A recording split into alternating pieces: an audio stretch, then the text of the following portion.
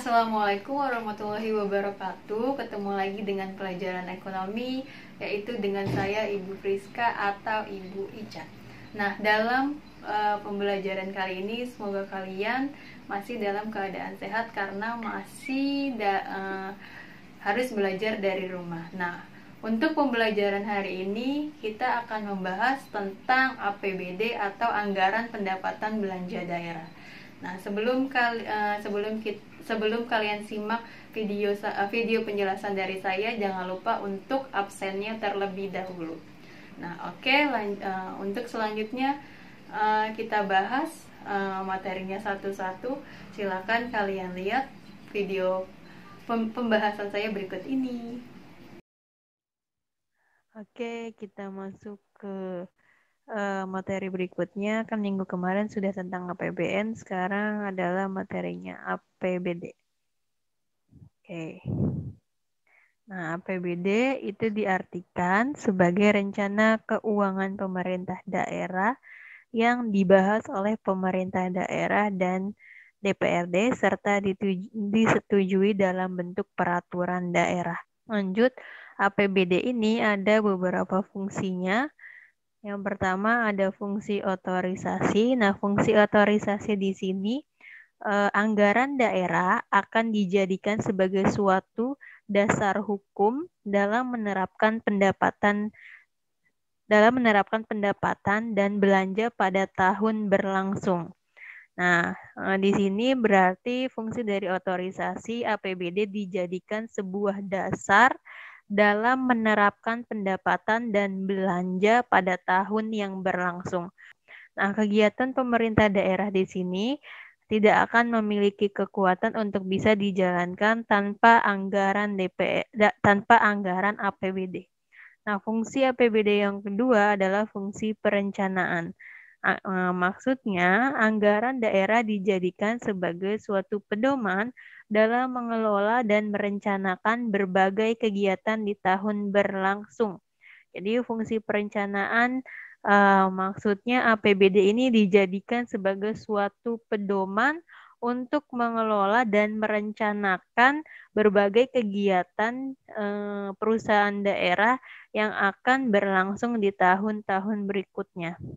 Lalu ada fungsi pengawasan. Nah, maksudnya di sini anggaran daerah akan dijadikan sebagai tolak ukur untuk bisa menilai apakah terjadi kegagalan atau terjadi keberhasilan pemerintah daerah setempat dalam menyelenggarakan kegiatan. Jadi dalam fungsi pengawasan tujuan dari APBD untuk menilai bagaimana keberhasilan atau kegagalan dari pemerintah daerah setempat dalam menyelenggarakan kegiatan. Lalu ada fungsi alokasi. Nah, maksudnya di sini anggaran daerah harus bisa diarahkan untuk bisa membuat lapangan pekerjaan, mengurangi angka pengangguran, dan pemborosan dalam menggunakan sumber daya. Dan juga dapat meningkatkan efektivitas dan efisiensi perekonomian daerah. Jadi intinya alokasi ini untuk bisa membuat lapangan pekerjaan. APBD di sini dialokasikan untuk membuat lapangan pekerjaan, mengurangi angka pengangguran, dan juga pemborosan dalam menggunakan sumber daya. Lalu ada fungsi distribusi. Nah, di sini maksudnya berbagai kegiatan dalam hal pengangguran daerah wajib memelihara dan menjaga keseimbangan dasar perekonomian daerah setempat. Jadi fungsi distribusi dia sebagai alat dalam memelihara dan juga menjaga keseimbangan dasar perekonomian daerah setempat.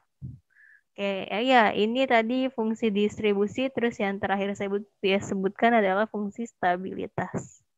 Oke, lanjut, ada tujuan dari APBD itu sendiri bertujuan disusun sebagai pedoman pendapatan dan belanja dalam melaksanakan kegiatan pemerintah daerah. Oke, jadi dijadikan sebagai pedoman untuk menyusun pendapatan dan belanja dalam kegiatan pemerintah daerah. Oke, lalu ada sumber penerimaan daerah atau sumber pendapatan daerah. Itu terbagi menjadi beberapa. Yang pertama kita akan bahas dari pertama sumber pendapatan asli dari daerah tersebut. Itu ada pajak daerah, lalu ada pajak daerah itu seperti pajak kendaraan bermotor, lalu pajak hiburan, pajak reklame, dan yang lain-lain. Lalu ada retribusi daerah itu seperti dari parkir, kebersihan, jualan di pasar, retribusi pelayanan kesehatan, dan lain-lain. Lalu juga pendapatannya didapat dari laba atau hasil keuntungan perusahaan daerah atau hasil dari kegiatan usaha BUMD. Lalu dia juga berasal dari hasil pengelolaan kekayaan daerah yang dipisahkan. Oke, lanjut ada sumber penerimaan daerah. Itu kalau tadi ada sumber pendapatan asli daerah, yang kedua juga dari dana perimbangan. Nah, dari dana perimbangan ini dia dibedakan menjadi 3. Yang pertama ada dari dana bagi hasil. Nah, dari dana bagi hasil ini ada berasal dari bagian daerah dari penerimaan PBB atau dari penerimaan pajak penghasilan. Dan juga dari penerimaan biaya perolehan hak atas tanah dan bangunan. Lalu juga dari penerimaan sumber daya alam, yaitu mengelola sumber daya alam. Terus selain dari dana bagi hasil, dia juga dari dana alokasi umum. Nah, dana alokasi umum itu adalah dana yang bersumber dari pendapatan APBN yang dialokasikan dengan tujuan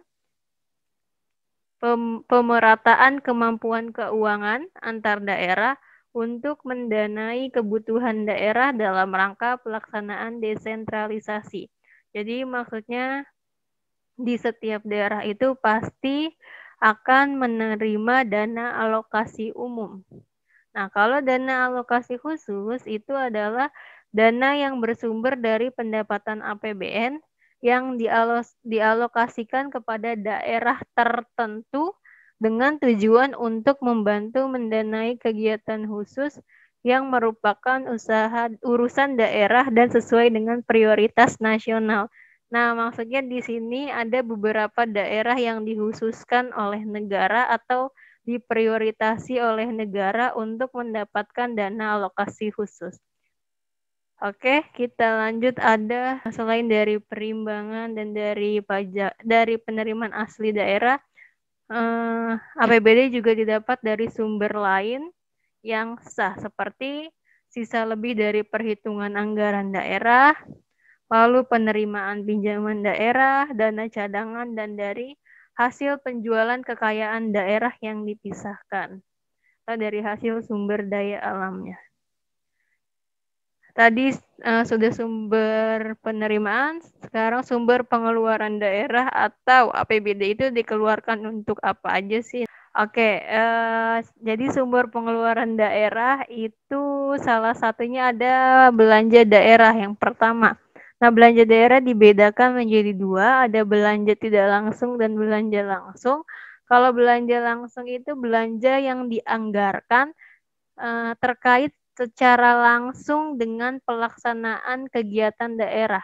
Jadi belanja langsung belanja yang terkait langsung dengan kegiatan dari daerah tersebut. Misalkan belanja pegawai, belanja barang dan jasa, dan juga belanja modal. Lalu ada belanja tidak langsung. Nah, ini belanja yang dianggarkan tidak terkait secara langsung dengan kegiatan daerah seperti belanja tidak terduga, subsidi, hibah, dan juga bantuan sosial. Selanjutnya, sumber pengeluaran daerah selanjutnya ada pengeluaran pembiayaan daerah seperti pencairan dana cadangan, penerimaan pinjaman daerah, dan juga penerimaan kembali pemberi pinjaman. Lalu ada pengeluaran pembiayaan seperti pembentukan dana cadangan, lalu ada pembayaran pokok utang dan pemberian pinjaman daerah. Nah, jadi di sini yang dinamakan penerimaan pembiayaan itu penerimaan yang perlu dibayar kembali baik pada tahun anggaran yang bersangkutan maupun pada tahun-tahun berikutnya. Oke, kalau pengeluaran pembiayaan itu yang dimaksud adalah pengeluaran yang akan diterima kembali baik pada tahun anggaran yang bersangkutan maupun pada tahun anggaran berikutnya. Oke, lanjut ada mekanismenya, ada tahapan penyusunan APBD. Yang pertama di sini ada penyampaian kebijakan umum APBD. Jadi penyampaian kebijakan umum APBD-nya dulu disesuaikan dengan rencana kerja pemerintah daerah. Lalu pemerintah daerah mengajukan rancangan tersebut kepada DPRD. Lalu DPRD melakukan pembahasan. Lalu jika setuju, maka akan langsung disetujui. Lalu disahkan oleh kepala daerah selambat-lambatnya 15 hari setelah rancangan itu diterima. Lalu APBD sebelum ditetapkan oleh gubernur, selambat-lambatnya 3 hari kerja disampaikan dulu kepada Mendagri atau kepada Menteri Dalam Negeri selama untuk dievaluasi. Jadi di sini sebelum ditetapkan oleh gubernur, APBD tersebut harus dievaluasi terlebih dulu oleh Menteri Dalam Negeri. Lalu setelah dievaluasi oleh Mendagri, hasilnya nanti akan disampaikan selambat-lambatnya 15 hari sejak rancangan tersebut diterima. Nah, apabila selama 15 hari evaluasi tersebut belum diterima oleh gubernur, belum diterima, nah gubernur nanti dapat menetapkan RAPBD tersebut menjadi APBD. Jadi jika Mendagri belum menyerahkan hasil evaluasinya tersebut kepada gubernur, gubernur dapat menetapkan RAPBD tersebut menjadi APBD. Nah, jika bertentangan dengan kepentingan umum dan peraturan yang lebih tinggi, gubernur dan DPR melakukan penyempurnaan terlebih dulu selambat-lambatnya 7 hari sejak diterima hasil evaluasi.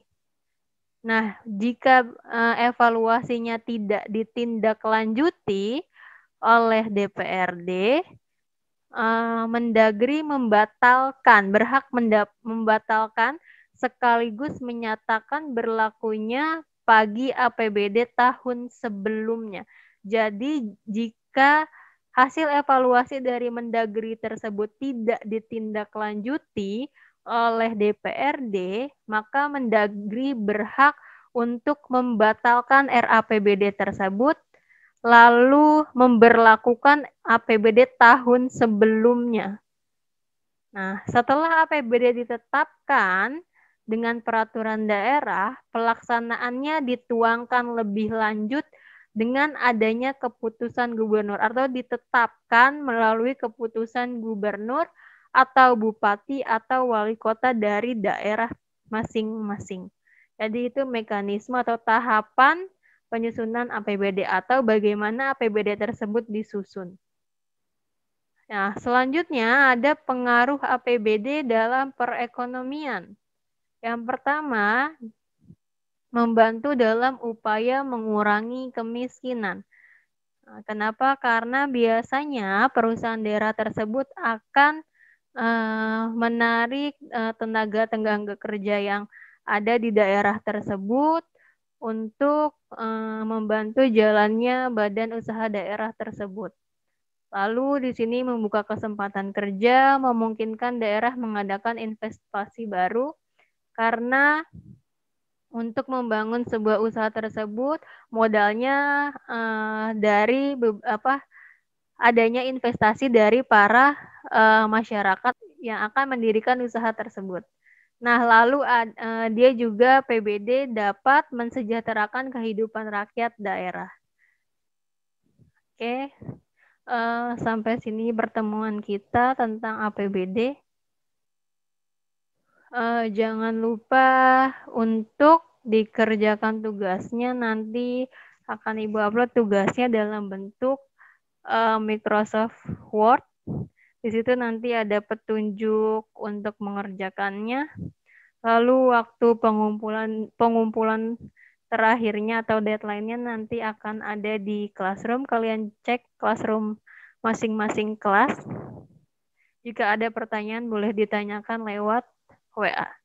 Oke, sekian penjelasan materi pertemuan kali ini dari Ibu. Untuk tugasnya jangan lupa dicek di Google Classroom masing-masing, dan juga dapat dilihat batas waktu pengumpulannya kapan. Oke, sekian pembelajaran hari ini. Jika ada yang ingin ditanyakan bisa melalui WhatsApp pribadi ke Ibu. Oke, kurang lebihnya mohon maaf. Ibu akhiri, wassalamualaikum warahmatullahi wabarakatuh.